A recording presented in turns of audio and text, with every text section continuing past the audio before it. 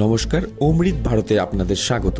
বৃহস্পতিবার উত্তর দিনাজপুর জেলার ইসলামপুর বিধানসভার ২ নং মণ্ডলের অন্তর্গত ভারতীয় জনতা পার্টির সাংগঠনিক মণ্ডলের মণ্ডল কর্মশালা হয়।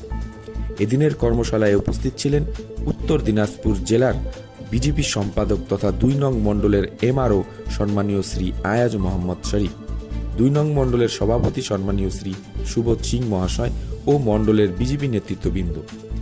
অমৃত ভারতের পক্ষ থেকে মণ্ডল সভাপতির সঙ্গে যোগাযোগ করলে তিনি আমাদের জানান, এখন সংগঠন পর্ব চলছে, আর এরই মাধ্যমে বুথ থেকে মণ্ডল কমিটির সংগঠন পুনর্নির্মাণের কাজ চলবে।